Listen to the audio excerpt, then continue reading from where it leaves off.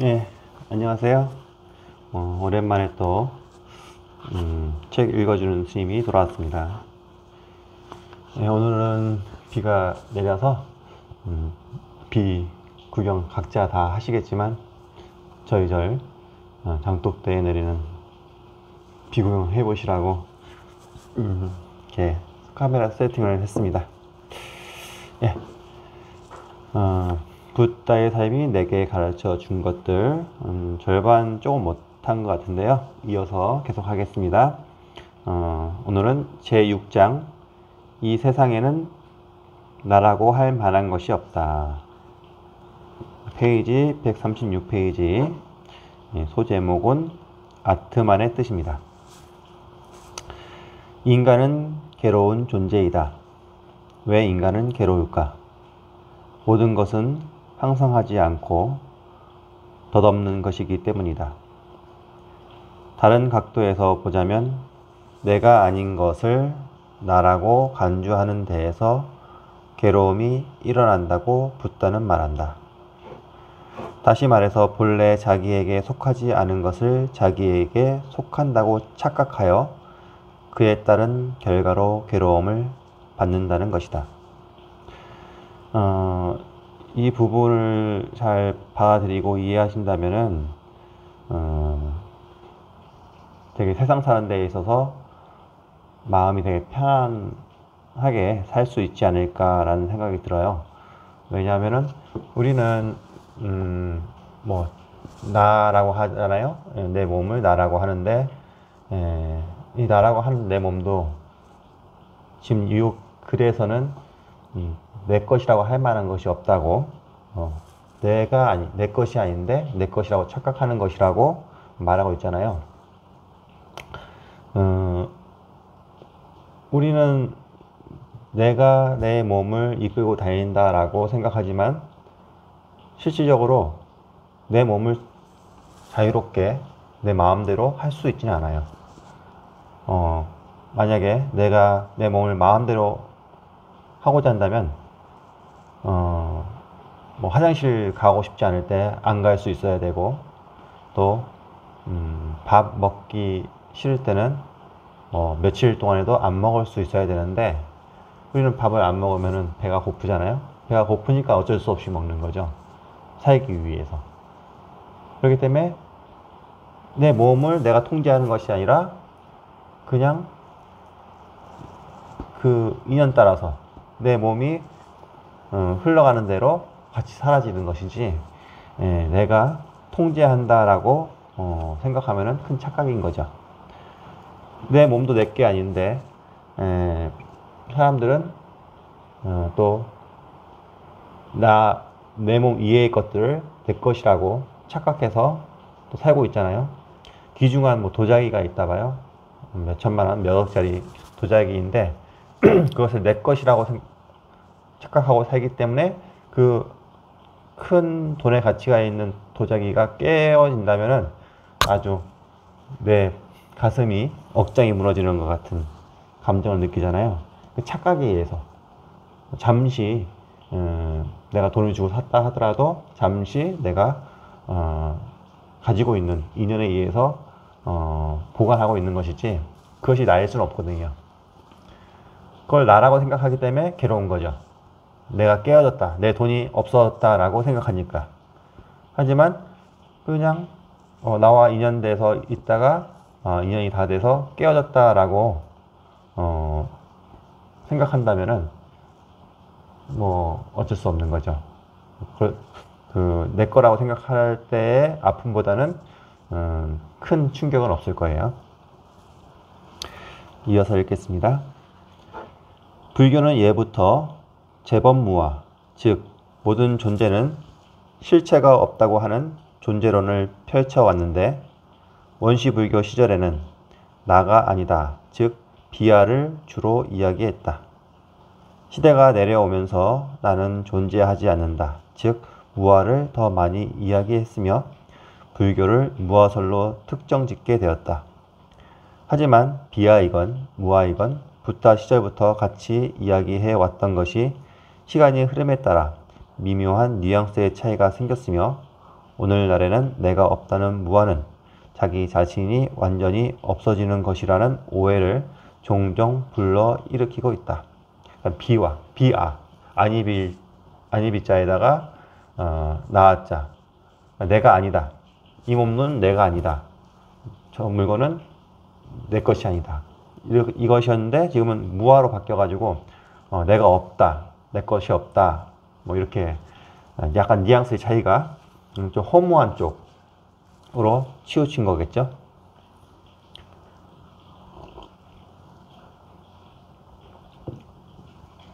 본래 아트만은 우파니샤드 철학에서 가장 중요하게 여기던 말로서 자기 근본을 의미하고 그것이 우주의 근본 원리이자 실제인 브라흐만과 일체가 되어야 한다고 주장하고 있다. 범아이러 철학이다. 범은 브라흐만, 신을 얘기하죠. 신과 내가 하나다. 그런 철학인 거죠. 아트만은 본래 호흡이라는 뜻인데 인도 유럽어의 하나인 독일어에서는 호흡하는 것을 오늘날에도 아트맨이라고 한다. 이 말이 생명의 근본, 생명 활동, 생기라는 뜻을 갖고부터 본성, 정수, 영혼, 자기 등을 뜻하는 언어가 되었다. 이 아트만이 호흡이라는 뜻의 말에서 나왔다라는 말은 부처님 일화 중에 부처님이 제자에게 물어요. 네 목숨은 어디에 있느냐? 그러니까 정답은 호흡지간에 있습니다. 호흡, 들이쉬는 호흡, 내쉬는 호흡에 제 목숨이 있습니다.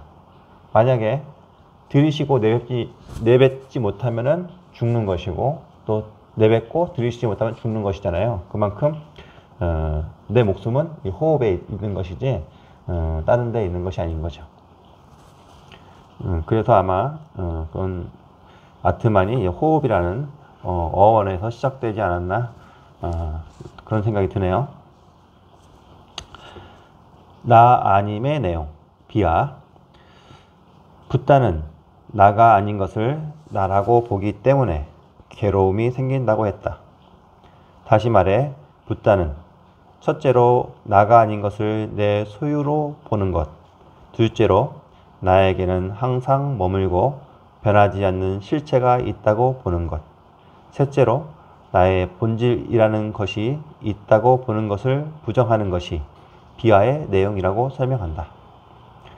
다시 한번 말씀드리면 나 아닌 것을 내 소유로 보는 것, 그리고 나에게 항상 머물고 변하지 않는 실체가 있다고 보는 것.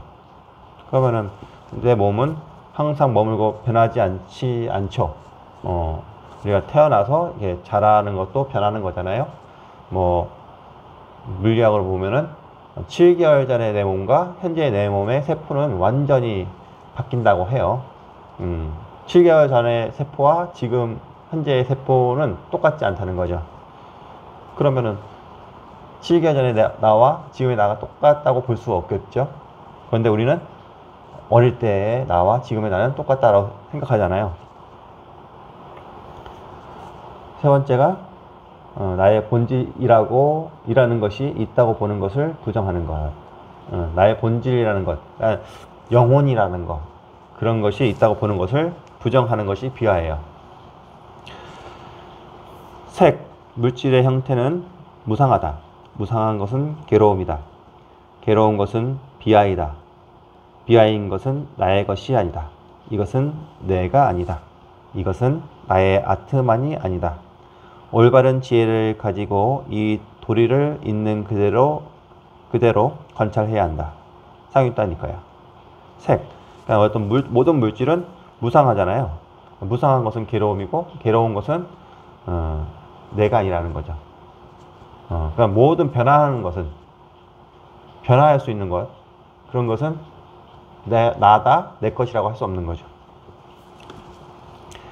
여기서 말하고 있는 것을 하나씩 짚어가 보자. 먼저 여기에서는 색, 육체에 대한 내용만을 이야기하고 있는데 그 뒤에 느낌, 생각, 결합, 식별에 대해서도 같은 내용이 반복되고 있다.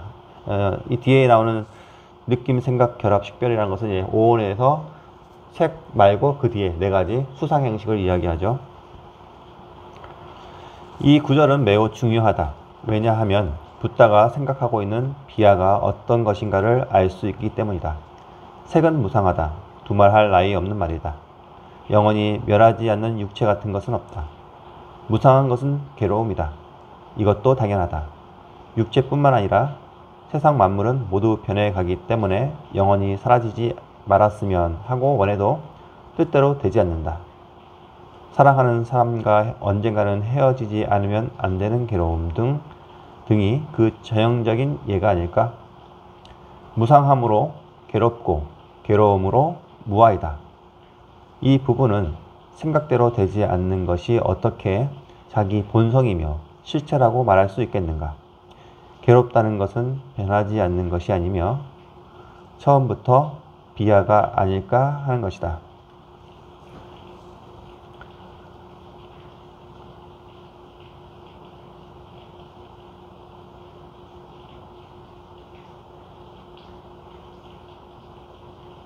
이게 좀 말이 조금 이해하기 힘들 수 있겠는데, 괴롭다는 것은 변하지 않는 것이 아니며 처음부터 비하가 아닐까 하는 것이다. 이것은 이게 바람이죠.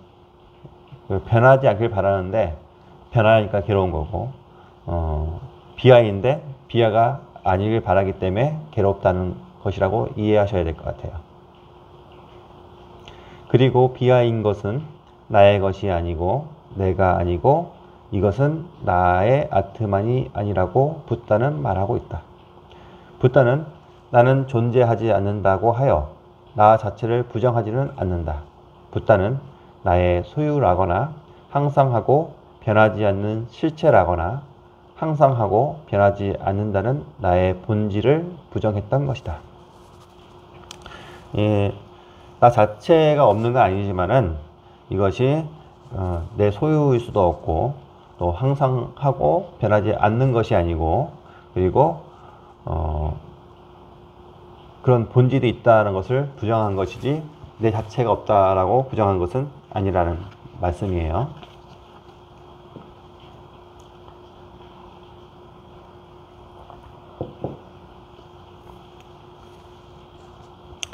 소유의 부정. 경에서는 무아를 설명할 때 먼저 무엇인가를 향해 이것은 나의 것, 이것은 나의 소유라고 하는 생각을 없애라고 강조한다. 수행자가 자기 청정행을 완성하기 위해서는 소유의 집착을 떠나야만 한다. 좀 우스개 얘기 하나 해줄까요? 스님들은 뭐 처음 출가해서 이런 것을 배우기도 하고 알고 오기도 하고, 뭐 욕심이 없다, 욕심을 내지 않아야 된다, 얘기를 하잖아요, 신도분들한테. 그런데 어떤 책에서 읽었던 것 같은데, 옛날 스님인가 봐요. 그런 어떤 거사님이, 그러면 스님은 소유할 수 없다는 것을 알고 항상 스님께 아니니까 스님이 차고 있는 시계를 저에게 주실 수도 있습니까? 뭐 이런 내용도 있고, 저에게 어떤 아주 오래전에 25년 조금 안 됐어요. 23년 전에 그런 학생이 있었어요. 스님들은 그러면은 돈이 욕심이 없으면은 그냥 줄 수 있는 거 아니냐, 가지고 있는 거 좀 주세요, 이렇게 얘기하는 사람도 있었던 것 같아요. 그것은 좀 다른 것 같죠? 스님이 욕심이 없다, 무소유를 얘기하지만은 그렇다고 스님이 아무것도 갖지 말아야 된다는 것은 아니거든요. 스님도 뭐 시계가 필요한 사람은 시계가 있어야 되고, 또 돈이 필요할 수도 있잖아요. 그런데 이런 말을 가지고 이제 어떻게 보면 이용하는 거죠. 하지만 영원한 내 소유가 없다는 거죠. 영원한 내 소유. 물론 스님이라고 해서 뭐 그렇다고 집착해서 해도 된다는 것은 아니고, 그런 좀 이 말을 좀 이용해서 악용해서 하지 않았으면 하는 바람에서 말씀드렸어요. 어느 때 14마리 소를 잃어버려 찾아다니던 바라문이 붓대에게 다가왔다. 그는 붓다를 보고 말했다. 이 수행자에게는 소유가 없다. 그래서 14마리의 소를 찾아서 엿새나 헤매 다녔지만 끝내 찾지 못하여 피곤해하는 지금의 나와 같은 괴로움이 없다. 이 수행자는 행복하다. 이 수행자에게는 곡물 창고가 비어 있다. 언제나 내 곡물 창고는 쥐의 놀이터가 되어 괴로웠는데 이 사람에게는 그런 괴로움은 없다. 그러므로 이 수행자는 행복하다. 붓다는 말했다. 바라문이여, 내게는 14마리의 숫소를 잃어버려서 오늘까지 엿새가 되도록 찾지 못하는 일은 없다. 그러므로 나는 행복하다. 바라문이여, 내게는 아침 일찍부터 빚쟁이가 와서 빚을 갚으라며 독촉하는 일이 없다. 그러므로 나는 행복하다. 쌍유타 니까야에 나오는 내용입니다. 붓다는 무소유를 즐기고 있다. 이러한 나의 것이라고 하는 관념을 떠날 것을 경전 곳곳에서 강조하고 있다. 조금 전에도 얘기했지만은 스님들 뿐만 아니라 일반인들도 소유하지 말라는 말은 아니에요. 어떤 돈이나 그런 것을 소유하지 말라는 말은 아니지만은 그 소유하고 있는 것에 집착만 하지 않으면 돼요. 잃어버린 것에 대해서 예를 들어서 이렇게 법정 스님 무소유라는 책에 보면은 법정 스님이 시계, 탁상 시계, 자명종 시계 요거가 있었는데 도둑이 들어와서 얘 훔쳐갔나 봐요.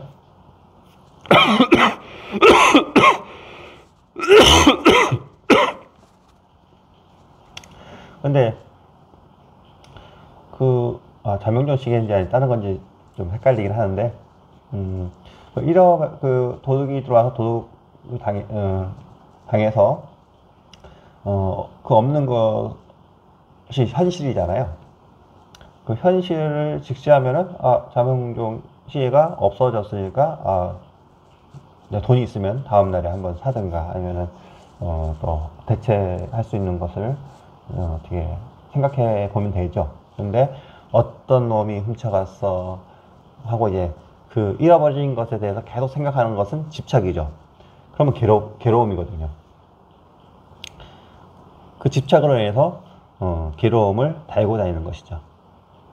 그래서 어떤 물건이든 내 육신이든 모든 관계든 집착만 하지 않으면은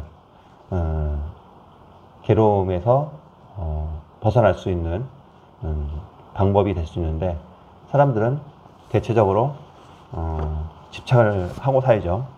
그래서 무소유라고 해서 소유하지 말라는 것이 아니라 그 소유하고 있다는 집착에서 마음을 내려놓으면 무소유가 될 수 있다는 겁니다. 무엇인가를 나의 것이라고 집착해서 동요하고 있는 사람들을 보라. 그들은 마치 물이 바짝 마른 곳에 놓여있는 물고기와 같구나. 이것을 보고 나의 것이라는 생각을 떠나서 행해야 한다. 온갖 생존에 대해서 집착하는 일이 없이 수타니파타. 이것은 나의 것이다. 이것은 다른 사람의 것이다 라는 생각이 전혀 없는 사람은 나의 것이라고 하는 관념이 존재하지 않기 때문에 나는 가진 것이 없다며 슬퍼하는 일이 없다. 수타니파타. 또 이 부분에 대해서도 악용하는 분들이 악용하거나 아니면 오해하시는 분들이 있어가지고 나의 것은 아니다. 또 이것은 다른 사람의 것이 아니다. 이렇게 생각할 수 있잖아요. 어떤 사람이 악용하는 사례를 들면은 나의 것이 아니고 또 다른 사람의 것이다 아니다. 이건 누구 것도 아니기 때문에 내가 막 써도 된다라고 생각하시는 경우가 있어요. 그런데 그건 내 생각이고 상대방의 생각은 아닐 수 있잖아요. 그래서 누구 것도 아니니까 저 사람이 지금 현재 갖고 있는 거 내가 갖다 써도 되지 이렇게 생각하면은 큰일 납니다. 그건 이제 절도로 경찰에 잡혀갈 수 있어요. 내가 그렇게 생각하고 어디에도 집착하지 말라는 것이지 남이 가지고 있는 것을 내가 저 사람 것도 아니고 내 것도 아니니까 내가 지금 필요하니까 써도 된다라는 생각은 되게 위험한 발상인 거죠. 그런 생각을 하는 분도 있더라고요. 그래서 그 생각은 내가 하고 있는 생각이지 저 사람도 똑같이 생각하지 않다는 거죠. 만약에 저 사람이 똑같이 생각하고 있다 하더라도 말을 하고 가져가야죠. 빌려가는 거죠.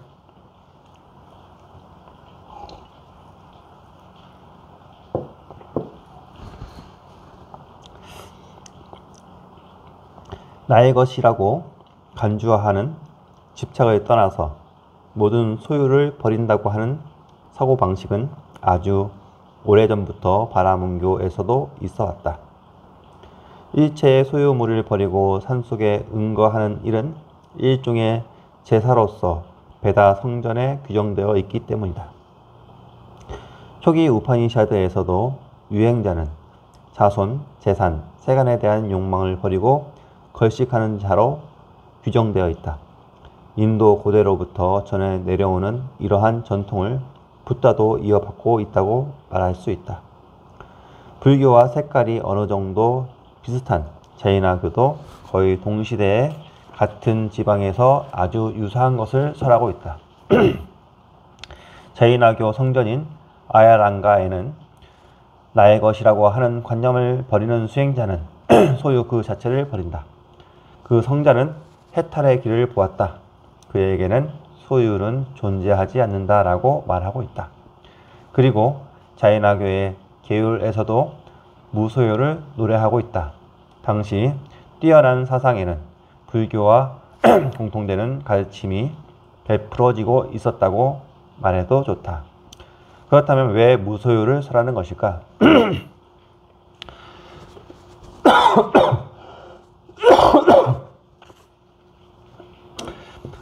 사람들은 나의 것이라고 집착한 그 물건 때문에 슬퍼한다. 자기가 소유하고 있는 것은 항상 머물지 않기 때문이다. 이 세상의 만물은 그저 변하고 멸하는 것이다. 사람이 이것은 나의 것이다 라고 생각하는 것, 이것은 그 사람이 죽으면 잃게 된다. 나를 따르는 자는 현명하게 이런 이치를 알아서 나의 것이라고 하는 관념에 굴복하지 말라. 수타니파타.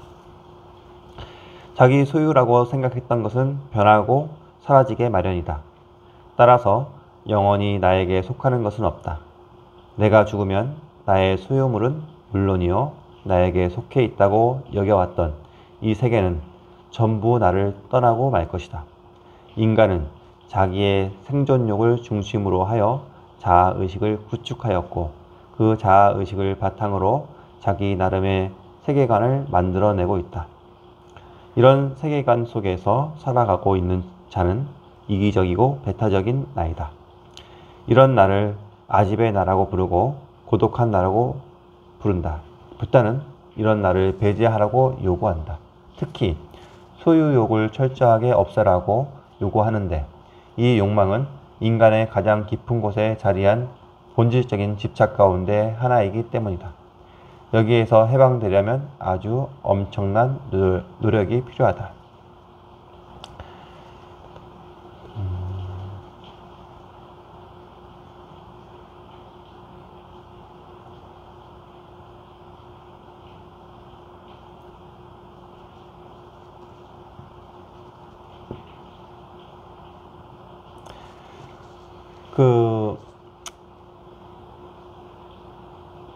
내 소유라고 생각했던 것들에 대해서 소유라고 생각하지 않아도 가지고 있죠. 가지고 있는 것은 잠시 인연이 돼서 소유하고 있는 것이고, 근데 그 잠시 인연이 돼서 소유하고 있는 것이 영원히 함께 할 수는 없거든요. 왜냐하면 내 자신도, 이 육체의 자신도 영원하지 않기 때문에 내가 죽으면은 그 재산도 잃게 되는 거죠. 하지만 사람들은 내 자식에게 그 재산이 넘어가지 않느냐. 하지만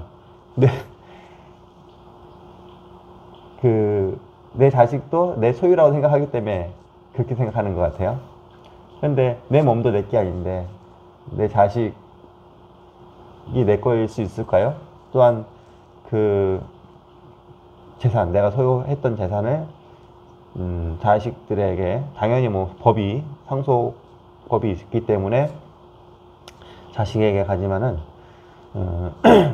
그로 인해서 싸우기도 하잖아요. 그것이 진짜 내가 원했던 상속이었는가, 그런 것도 생각해 볼 필요가 있을 것 같아요. 그리고 그냥 그런 생각 자체를 안 하고 그냥 살면 되지 않을까.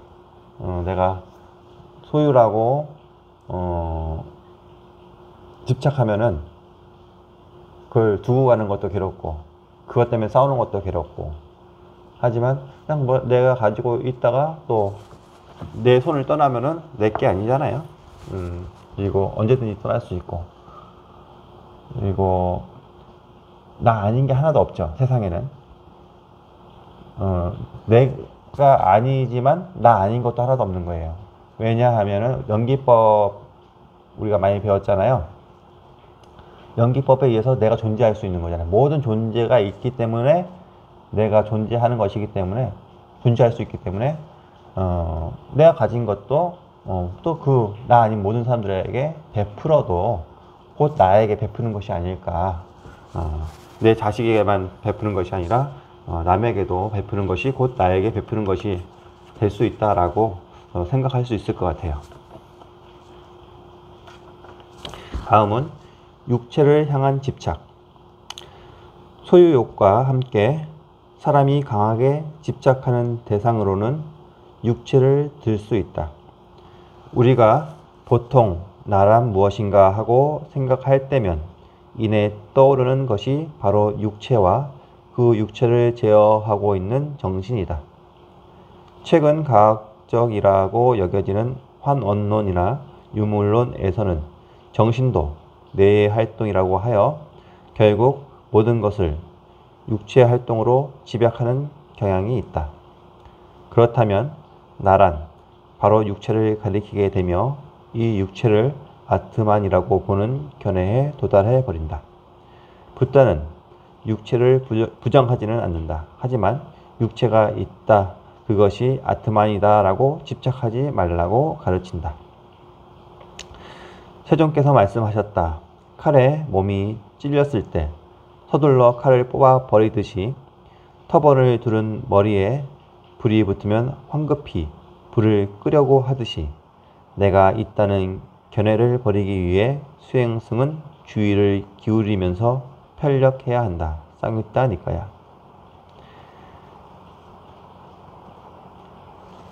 컴컴한 동굴, 이건 육체를 비유한 겁니다. 컴컴한 동굴 속에 머물며 집착하고 많은 번뇌에 휩싸여 미망 속에 가라앉게 앉아있는 사람, 이런 사람은 실로 염리, 세속을 떠남으로부터 멀리 떨어져서 지내고 있다. 실로 세상에 살고 있으면서 욕망을 버리기란 쉽지 않기 때문이다. 수타니파타. 육체가 나의 아트만이라고 하는 사상은 사람들의 생각에 뿌리 깊게 박혀 있다. 유물론자는 물론이고 수많은 보통 사람들도 이런 생각을 하고 있지 않을까? 이런 생각은 겉보기에는 논리적으로 보이지만 자기 육체에 대해 미묘한 집착을 가지고 있다. 이것을 초기 불교도는 자기 육체에 집착하는 견해라고 말하고 있다.